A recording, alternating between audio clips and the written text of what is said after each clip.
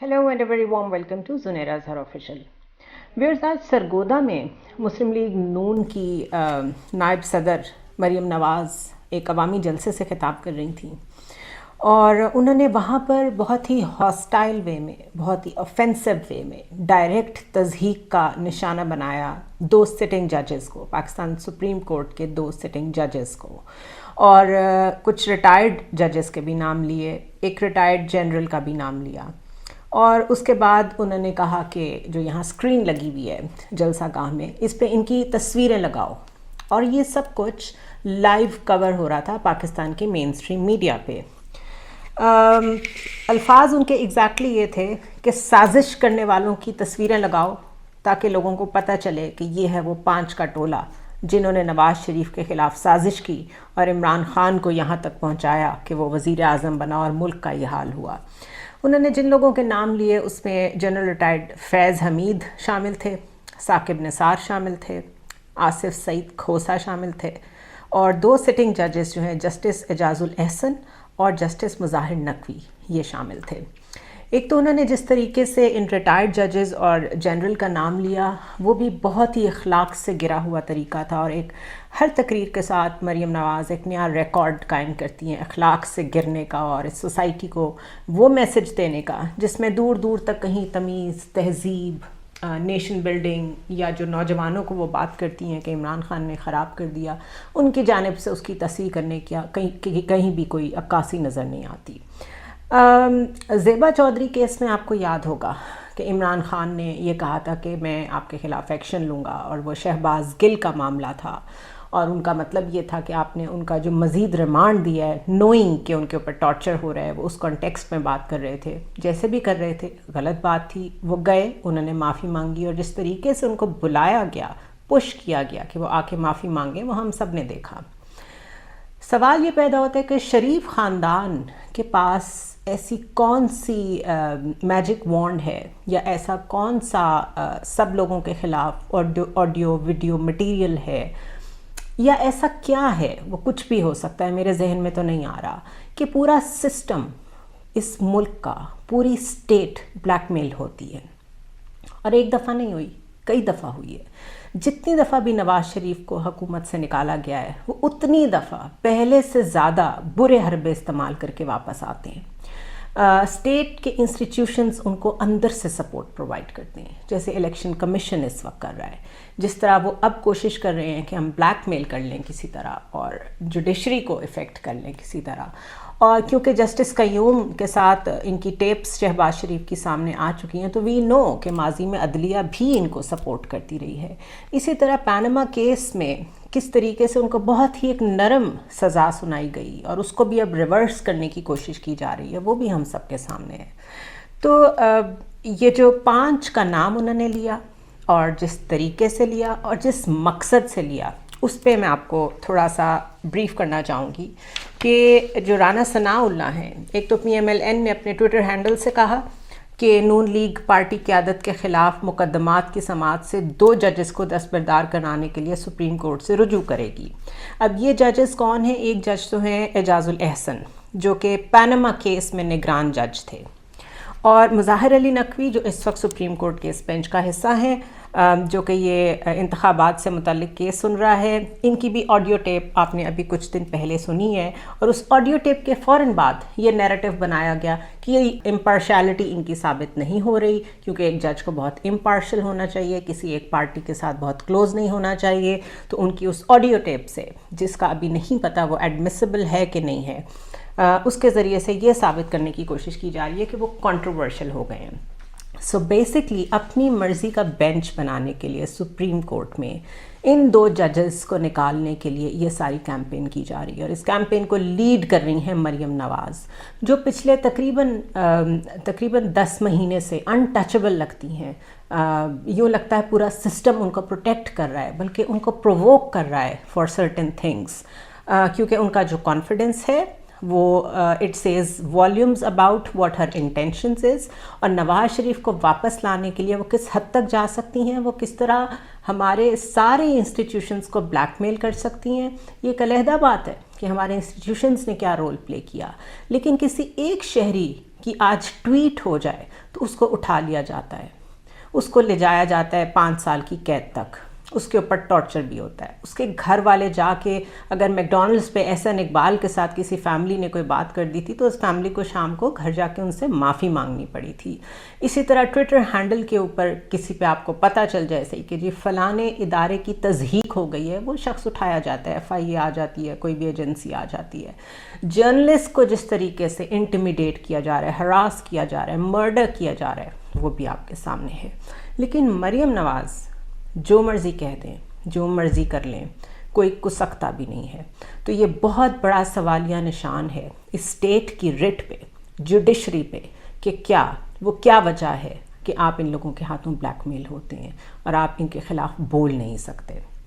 اسی طرح اگر رول آف لا ایکول ہوتا تو اس وقت ان کے خلاف بھی کوئی پرچے کٹ رہے ہوتے، لیکن یہ تو ان لوگوں میں شامل ہوتی ہیں جن کو ٹرے میں رکھ کے پاسپورٹ پیش کیا جاتا ہے اور یہ اگلے دن ہی ملک سے چلی جاتی ہیں۔ سو جب پورا سسٹم ان کو سپورٹ کرتا ہو تو پھر ان کی بلیک میلنگ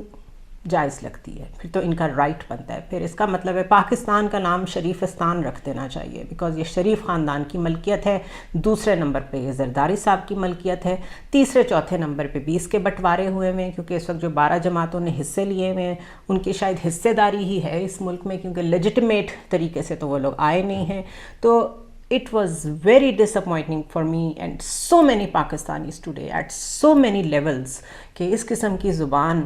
ایک خاتون استعمال کر رہی ہیں اور مستقل کیمپین کر رہی ہیں اگینسٹ جوڈیشری، اور ان کو کوئی نہیں پوچھ رہا۔ یہ آپ ذہن میں رکھیے کہ کیوں یہ اتنا انفلوئنس کر رہی ہیں اس بینچ کو، 2 ججز کے پیچھے یہ کیوں پڑی ہوئی ہیں۔ اعجاز الحسن کے بارے میں تو آج انہوں نے یہ بھی کہا کہ یہ چیف جسٹس بننا چاہتے ہیں۔ اگر وہ سینیورٹی کی لسٹ میں ہیں اور کل کو وہ بن جاتے ہیں تو وہ ان کا رائٹ ہے، لیکن ابھی سے ان کو ملائن کر کے دے آر میکنگ شیور کہ اگر ابھی کسی بینچ کا وہ حصہ رہ بھی جاتے ہیں تو آگے جا کے چیف جسٹس نہ بن سکے۔ یہ بھی یاد رکھیں کہ جو سپریم کورٹ بار ایسوسی ایشن ہے اس میں بہت انفلوئنس ہے نون لیگ کا، وہ لوگ بہت سپورٹ کرتے ہیں اندر سے نون لیگ کو، اور میں نام لیے بغیر آپ کو بتا رہی ہوں کہ بہت سارے نامی گرامی وکلاء جن کی لا فرمز ہیں، جن کے انٹرنیشنل تعلقات ہیں، جن کی فاؤنڈیشنز چل رہی ہیں، جن کو بڑے ایوارڈز ملے ہوئے ہیں، ان کی طرف سے اس سارے نیریٹو کو سپورٹ کیا جا رہا ہے۔ اسی طرح وزیر داخلہ نے رانا ثناء اللہ نے کہا کہ کانفلکٹ آف انٹرسٹ جب آ جاتا ہے تو اصولاً ایک جج کو خود ہی علیحدہ ہو جانا چاہیے اس کیس سے۔ اگر کانفلکٹ آف انٹرسٹ کی بات کریں گے تو پھر تو وہ سب پہ ایکولی اپلیکیبل ہے۔ دنیا میں کہیں بھی ایک آرگنائزیشن میں بہن بھائی یا میاں بیوی کوئی بھی آپ کانفلکٹ آف انٹرسٹ ہوتا ہو آپ اکٹھے کام نہیں کر سکتے۔ ہمارا تو پورا سسٹم داماد، سمدھی، بہو، بیٹی، بھائی، بھانجے، بھتیجیوں ان سے بھرا پڑا ہے اور انہی میں بانٹا ہوا ہے ہم نے اپنے ملک کو، تو کس کانفلکٹ آف انٹرسٹ کی بات کر رہے ہیں رانا ثناء اللہ۔ دوسرا انہوں نے کہا کہ یہ جو دونوں ججز ہیں انہوں نے لسٹ دی ہے کہ پاناما کیس میں یہ شامل تھے، پارٹی لیڈرشپ کے متعلق جو کیس تھا اس میں یہ شامل تھے، پاک پتن الاٹمنٹ کیس ہے اس میں یہ شامل تھے، رمضان شوگر ملز میں یہ شامل تھے۔ اس کا مطلب ہے کہ نون لیگ نے طے کیا ہوا ہے کہ انہوں نے اپنی مرضی کے جج لگوا کے ایسے فیصلے لینے ہیں جس سے ایک دفعہ پھر ان کو پاکستان میں حکومت کرنے کا موقع مل جائے۔ دوسری جانب آج جو پنجاب اور خیبر پختونخوا میں انتخابات کا معاملہ ہے اس میں جسٹس اطہر من اللہ نے سوال اٹھایا کہ کیا اسمبلیاں آئین کے مطابق تحلیل کی گئی ہیں۔ سپریم کورٹ میں آج chief justice Pakistan justice Umar Ata Bandial کی سربراہی میں 9 رکنی بینچ نے اس کیس کی سماعت کی اور بہت سارے کویسچنز ریز کیے۔ اس وقت سارا ملک میرے خیال ہے سپریم کورٹ کی طرف ہی دیکھ رہا ہے، اور اگر کہیں سے ہمیں سینٹی کی امید ہے تو وہ صرف عدلیہ ہی ہے۔ عمران خان بھی بار بار یہی کہتے ہیں، کیونکہ جس طریقے سے الیکشن کمیشن اس وقت کمپرومائز ہوا ہے، جس طریقے سے اس وقت پارلیمنٹ بالکل فعال نہیں ہے، وہاں تو کورم ہی پورا نہیں ہوتا، اور مہذب معاشروں میں ایسی پارلیمنٹس جو ہیں ان کو ڈیزالو کر دیا جاتا ہے، لیکن جیسے تیسے اس کو چلایا جا رہا ہے۔ راجہ ریاض جو کہ فرینڈلی اپوزیشن، جس طرح فرینڈلی میچ ہوتا ہے اس طرح فرینڈلی اپوزیشن کا کردار ادا کر رہے ہیں۔ اس سارے سینیریو میں جو ساتھ ساتھ اکنامک کنڈیشنز ہیں پاکستان کی، جو اکنامک میلٹ ڈاؤن ہے رادر،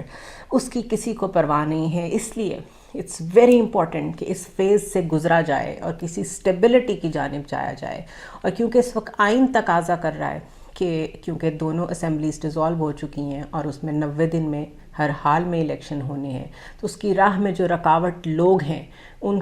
رکاوٹ بنے ہوئے لوگ ہیں، ان کو میرے خیال ہے کاؤنٹر کرنے کے لیے صرف عدلیہ ہی کوئی رول پلے کر سکتی ہے، اور تو کوئی طریقہ باقی بچا نہیں ہے۔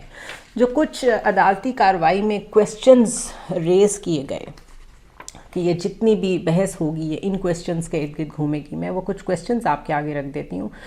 ایک سوال یہ تھا کہ کیا یہ دونوں اسمبلیاں آئین کے مطابق تحلیل ہوئیں؟ یہ جسٹس اطہر من اللہ نے کویسچن ریز کیا تو اس کو حصہ بنا لیا گیا بحث کا۔ پھر کیا وجوہات کے بغیر تحلیل کی گئی اسمبلیاں دوبارہ بحال ہو سکتی ہیں؟ ان دونوں کویسچنز کو دیکھ کے تو یہ امپیکٹ آتا ہے جس طرح کوئی نئے سرے سے کانسٹیٹیوشن لکھا جانے لگا ہے۔ مطلب اگر ایگزیکٹو یا جو سیاسی لوگ ہیں، جو سیاستدان ہیں، اگر وہ اسمبلیز ڈیزالو کر رہے ہیں تو آپ نے اس کے اوپر جو نظر ثانی کرنی ہے کہ کیا یہ آئین کے مطابق ڈیزالو ہوئی ہیں، تو جس وقت یہ ڈیزالو ہوئی تھی اسی وقت کوئی پٹیشن جا سکتی تھی۔ اس کو اب دوبارہ سے ریز کرنا مینز کہیں نہ کہیں اس کو تھوڑا سا ڈیلے ٹیکٹکس کی طرف لے جایا جائے گا۔ کیا وجوہات کے بغیر تحلیل کی گئی اسمبلیاں دوبارہ بحال ہو سکتی ہیں؟ آئی فیل ٹو انڈرسٹینڈ۔ جسٹسز صاحبان بہت پڑھے لکھے لوگ ہیں، کانسٹیٹیوشن پہ اتھارٹی ہیں، اور کیا آپ اتنا انٹرفیرنس کر سکتے ہیں سیاسی فیصلوں میں؟ آئی ڈونٹ انڈرسٹینڈ کہ آپ یہ بھی کویسچن کرنے لگیں کہ کیا وجوہات کے بغیر تحلیل کی گئی اسمبلیاں دوبارہ بحال ہو سکتی ہیں؟ تو کیا اس کا یہ مطلب ہے کہ اپنی کوئی پاور ایکسرسائز کرنے سے پہلے چیف منسٹر کو جا کے کسی فورم پہ یہ بیان کرنا پڑے گا کہ وہ ایسا کیوں کر رہا ہے؟ اس کے علاوہ سیکشن 57 اور صدر کے رول پہ بھی ڈسکشن ہوگی۔ آرٹیکل 244 کے مطابق 90 ڈیز میں الیکشنز ہونے ہیں اور اس میں روزانہ دیر ہو رہی ہے۔ یہ چیف جسٹس نے بیچ میں کامنٹس دیے اور انہوں نے کہا کہ 6 ہفتے گزر چکے ہیں پھر بھی معاملہ ابھی تک عدالتوں میں ہے۔ اور ساتھ ایک یہ بھی کویسچن ریز کیا گیا کہ عوام 5 سال کے لیے مینڈیٹ دیتے ہیں، کیا کسی سیاسی جماعت کے سربراہ کی ہدایت پر اسمبلیز تحلیل کی جا سکتی ہیں؟ ایک دفعہ ایک کیس تھا امریکن ہسٹری میں جو آج تک اس کے اوپر موویز بھی بنتی ہیں، آج تک اس کے اوپر ناولز بھی لکھے جاتے ہیں، اور اگر آپ مووی دیکھنا چاہیں تو it's O J versus Simpson. اس فلم میں ایک ڈائلاگ ہے جس میں ایک وکیل دوسرے وکیل کو کہہ رہا ہے کہ یہ پولیٹیکل کیس ہے اور آپ اس کو پولیٹیکلی لڑیں گے تو کامیاب ہو سکیں گے، ورنہ آپ جو مرضی پروو کرتے رہیں، آپ کی جتنی بھی ایویڈنس ہے وہ کسی اور ڈائریکشن میں جائے گی۔ تو دوسرے وکیل نے اس کو جواب دیا تھا کہ ہر کیس پولیٹیکلی ہوتا ہے، کیونکہ عدلیہ بھی ایک پولیٹیکل ادارہ ہے۔ جب وہ انٹرپریٹیشنز کر رہی ہوتی ہے تو اس کی جو بیس ہوتی ہے وہ پالیٹکس ہی ہوتی ہیں، پوری ریاست کی بنیاد ہی پالیٹکس ہوتی ہے۔ لیکن جب اس قسم کے سوالات اور آئین کی بات بالکل واضح لکھی ہو، اس کی تشریح کرنے کا مقصد ہو، سو موٹو لیا گیا ہو، تو مقصد یہ ہونا چاہیے کہ معاملے کو ریزالو کیا جائے جلدی سے جلدی۔ لیکن ساتھ ہی اس طرح کے کویسچنز ریز کر دینا کہ عوام 5 سال کے لیے مینڈیٹ دیتے ہیں، کیا کسی سیاسی جماعت کے سربراہ کی ہدایت پر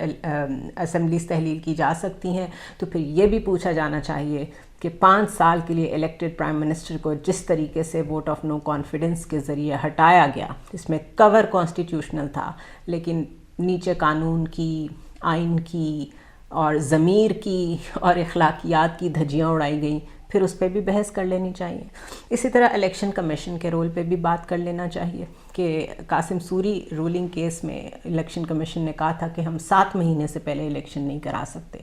وہ 7 مہینے نومبر میں پورے ہو چکے ہیں، وہ ابھی بھی الیکشن کرانے کو تیار نہیں ہیں۔ وہ اور الیکشن کمیشن اور نون لیگ مل کے صدر پہ حملہ آور ہوتے ہیں، اتنی تضحیک آمیز ان کے بارے میں لینگویج یوز کرتے ہیں کہ یہ اپنی اوقات سے باہر ہو رہے ہیں، اینڈ سو مچ سو کہ میں اسے کہنا بھی نہیں چاہتی۔ تو کیا پھر یہ بھی ڈسکس کر لیں کہ آپ نے صدر کے عہدے کو کتنی عزت دینی ہے، کتنی نہیں دینی۔ اس کے علاوہ دونوں گورنرز نے اپنی آئینی ذمہ داری پوری نہیں کی، اس پہ بھی بات کر لیں۔ اور اگر یہ پروو ہو جائے کہ کہیں بھی بریچ ہوا ہے کانسٹیٹیوشن، کہیں بھی خلاف ورزی ہوئی ہے آئین کی، تو پھر کیا آپ سزا بھی سنائیں گے؟ کیا آپ ایسی پریسیڈنس سیٹ کریں گے کہ اس کے بعد وہاں پہ ڈیٹرنس، وہاں پہ بند باندھے جا سکیں؟ بیکاز جتنی دفعہ مریم نواز اسٹیٹ کو للکارتی ہیں، ججز کو للکارتی ہیں، کھل کے انسٹیٹیوشنز کے سربراہان کو یا اس میں کام کرنے والے دیگر لوگوں کو